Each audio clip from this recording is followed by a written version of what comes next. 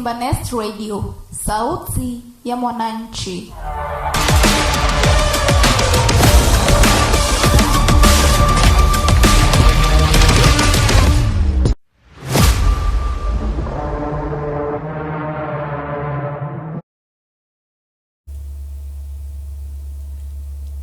Good morning and welcome to Simba Nest Radio, sauti ya mwananchi. I hope uko poa from wherever unatusikiza ukiwa. I'm good. So, kuna breaking news and it's something tumekuwa tukiona ikikuja. It's something we've been expecting. We just didn't know itafika lini. And as of today,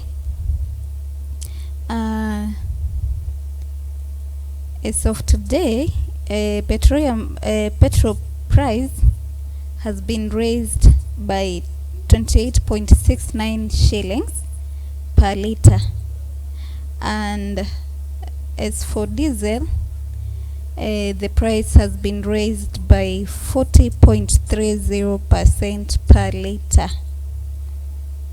And the kerosene price has not been changed, so it has remained the same. So the Energy and Petroleum Regulatory Authority (EPRA) has increased the prices of petrol and diesel for the April to May 2026 cycle, putting an end of weeks of anticipation. And in its latest fuel review that was released on Tuesday, that was yesterday, April 14th, 2026, the maximum allowed petroleum pump prices for super petrol and diesel have been increased by 28.69 shillings per liter and 40.30 shillings per liter respectively, while the price of kerosene has remained unchanged. So following the revision, super petrol, diesel and kerosene will now retail at 206.97 shillings,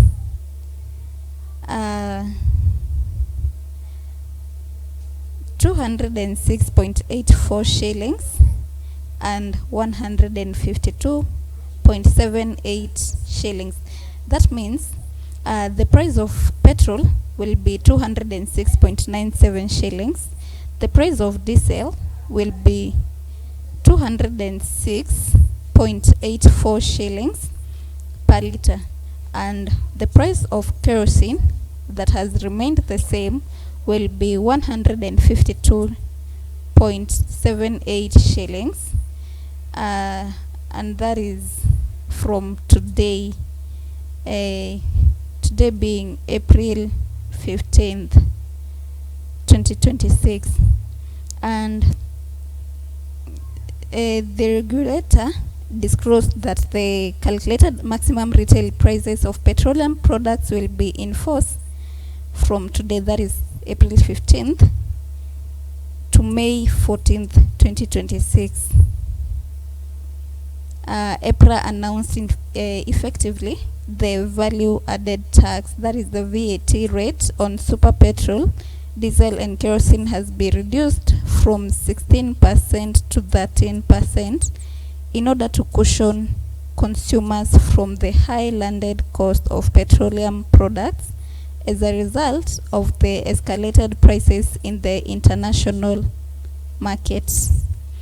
And the government will further cushion the consumers through the Petroleum Development Levy fund by utilizing approximately 6.2 billion shillings to stabilize the pump price.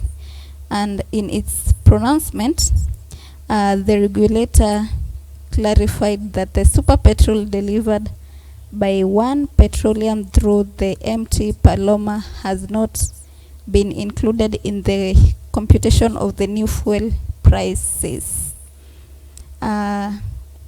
EPRA clarified that, in quotes, we wish to reiterate that as per the earlier directive from the government, the super petrol delivered by One Petroleum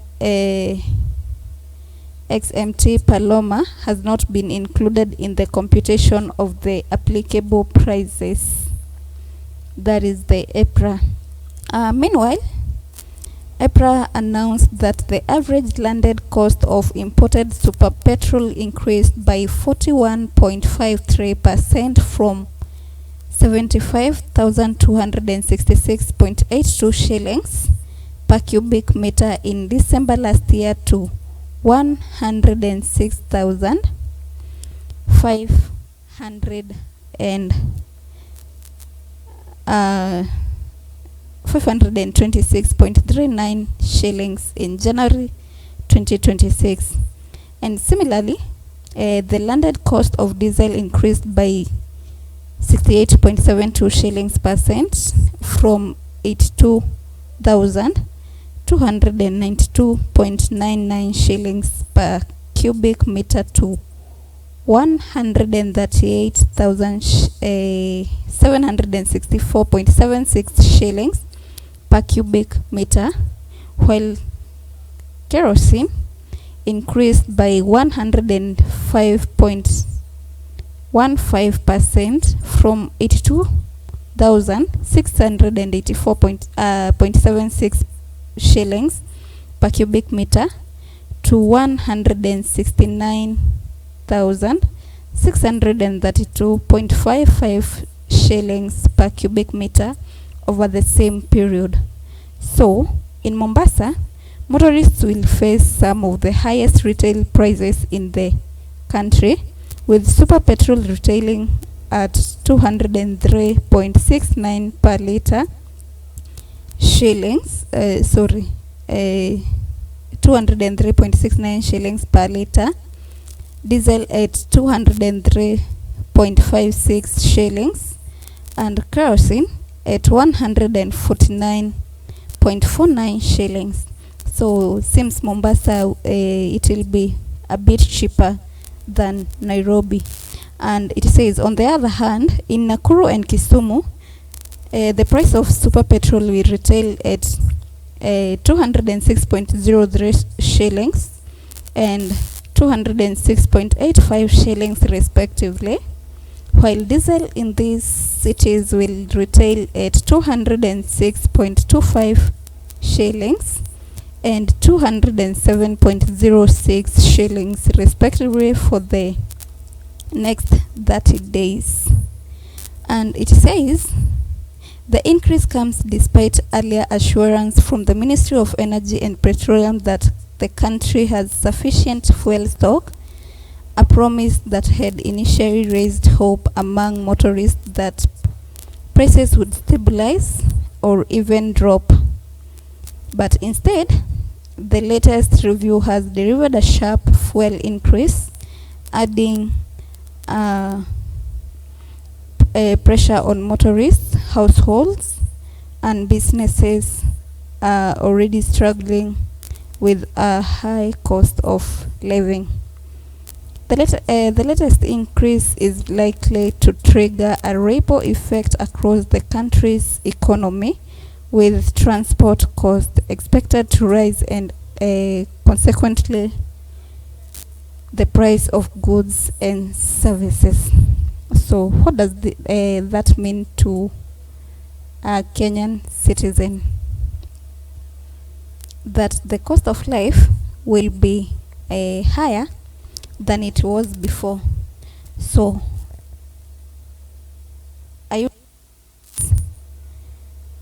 you should be ready for this, because we just have to adjust, right?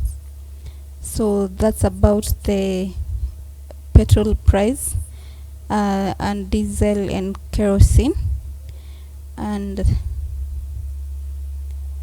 tuingie sasa kwa the main thing, that is show yetu, ambayo ni chambua magazeti.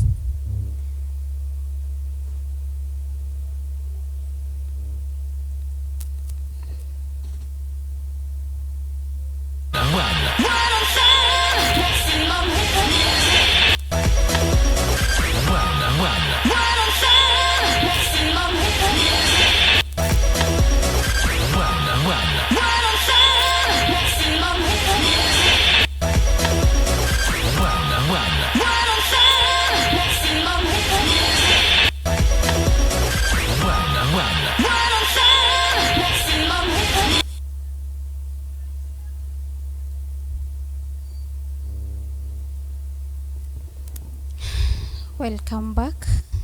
Hii ni chambua magazeti.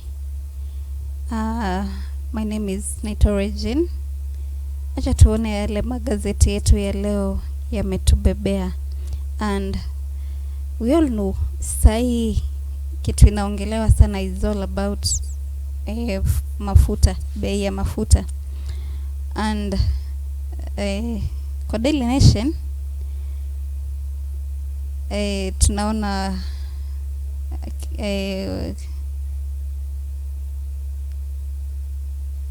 chenye Daily Nation inasema, so this is Simba Nest Radio, sauti ya mwananchi. Unaweza tupata kwa WhatsApp namba yetu 0728 091 656. On social media platforms utatupata kama Simba Nest TV on YouTube, Simba Nest Radio on X, on X, TikTok, Facebook and Instagram. So Daily Nation inasema kuwa fuel lies, and I think jana tuliona kwa gazeti Mr. Opiyo Wandayi akisema kuwa wale ambao wanajaribu kuficha mafuta. Okay, it's like this guy was trying to give hope to Kenyans concerning mafuta. Then all of a sudden ndo hiyo bei ya mafuta ina pump unexpectedly, because alikuwa anasema kuwa wale ambao wanaficha mafuta wataface serikali. Sasa it seems hata hiyo mafuta ya kufichwa ni kama haiko. And hapa tunaona CS Opiyo Wandayi anasema kuwa One Petroleum Limited, the company that imported the said product and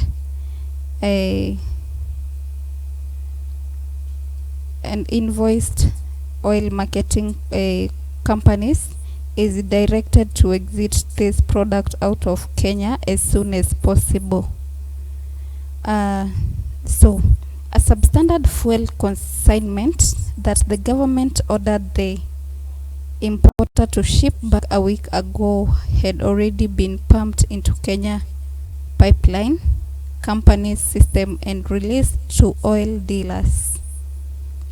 The 60,000 ton petroleum hull has high levels of sulfur, over 4 times the permitted limit.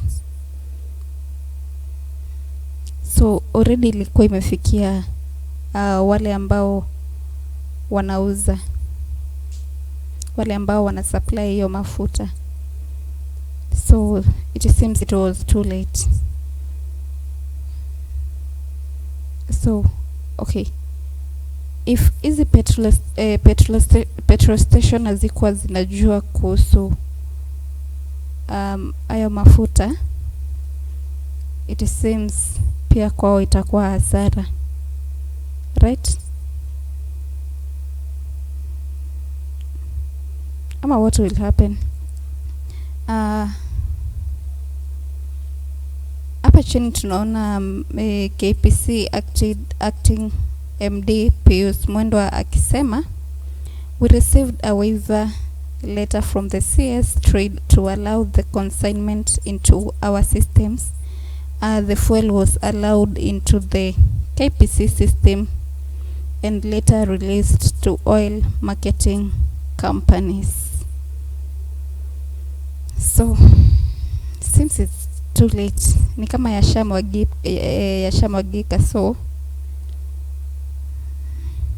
and that is on page 4. Tunaona kuwa how cooperative wasted 2 billion shillings in bogus land deals. And it says, for years, members trusted a SIC investment cooperative to grow their savings through land and housing ventures. But an audit now reveals a trail of mismanagement, inflated land purchase, and questionable assets, exposing systematic governance failures that have left thousands of investors facing massive financial losses. That is on page 2 and 3 of the Daily Nation newspaper. In politics, that is on page 6.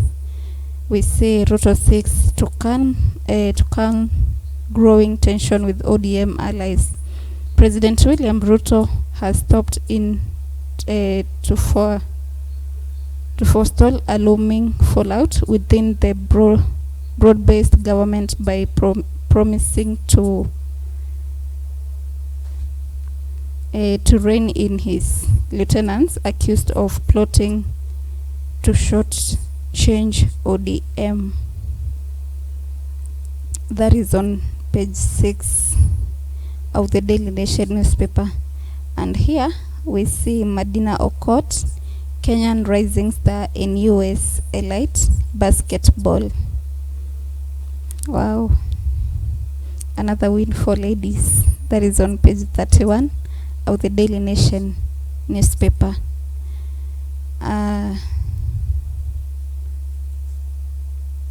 People Daily newspaper says ODPP weak link in fight against crime, graft. A state's prosecutor comes under increased scrutiny over withdrawal or collapse of high-profile cases, particularly those involving corruptions.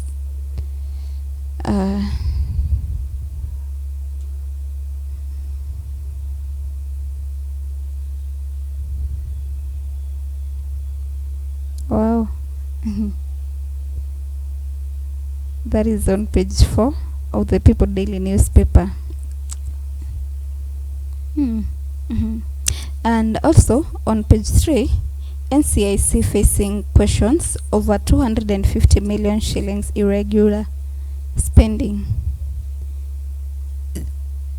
And on page 13, can Wajir secure its water future beneath the dry horizon?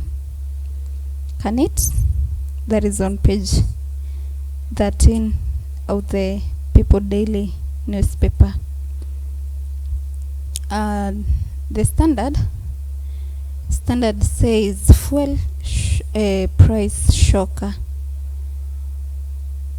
ni about bei ya mafuta, and it says a record fuel price surge with diesel rising by 40 shillings and petrol by 28.69 shillings per liter is set to squeeze households and businesses, triggering higher transport costs, inflation, and widespread economic strain. So we should be ready. We should really be ready for this, because life is about to become more harder than we thought, than we even expected. Also tunaona hapa on page 4, stop lying. The country's bid for an IMF bailout has hit a brick wall, with the IMF warning billions in hidden debt beneath official figures. The Kenyan officials in Washington, led by Treasury CS Mbadi, have embarrassingly been exposed as liars. John Buddy.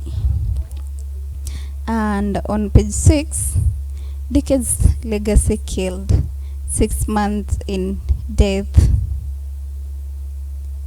It has taken 6 months for ODM and its leadership to undo what its founding father Raila Odinga built over 5 decades. That's exactly what I was saying. That was so fast. Because hata hajamaliza mwaka and chama already washa kwa sana ishaanza kubreak. That is not right. Instead of making it stronger for his legacy, inavunjwa tu. Something ame work for almost his entire life. Why do that? Why doing that like that? And the once formidable party base is wobbling as leaders fight off any competition, real or imagined, and his fortune friend William Ruto is having a field day in his backyard. That is not right at all.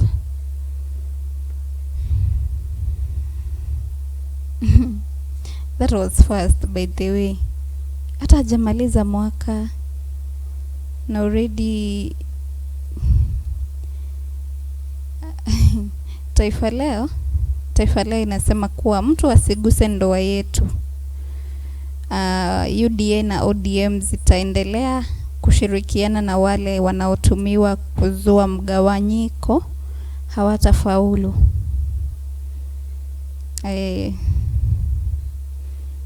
So Rais Ruto ndiye anayesema kuwa mtu asiguze ndoa yao. Asisitiza ushirika wa UDA na ODM hautavunjika na kupuuza wanaotabiri kusambaratika kwake. Tunaona kuwa kauli ya rais inatokea wakati ambapo uvumi unaenea kuwa serikali jumuisha inayumba ikielekea kusambaratika, huku cheche za maneno baina ya viongozi wa vyama vya ODM na UDA zikiendelea kutupwa. Na habari kamili ipo ukurasa wa 2 wa Taifa Leo. Pia tunaona kuwa hofu mafuta machafu yakiuzwa nchini na yabainika mafuta hatari kwa engine yaliingizwa katika mfumo wa usambazaji wa bidhaa hiyo. That is on page 3. Kama yameanza kuuzwa already, then another loss for Kenyans. Because I hope si kitu inaweza cause accidents, because why? Kama ni kitu I don't even want to imagine it. Ukurasa wa 20 kuhusu spoti. Arsenal pema wakiwaalika Sporting UEFA. Gunners inajivunia ushindi wa bao 1 na Bayern wanawaalika Real Madrid. Ukurasa wa 4 Ruto atumia miradi kukabili Matiang'i. Rais atangaza miradi ya mabilioni ya pesa kushawishi wapiga kura wa Gusii kumuunga.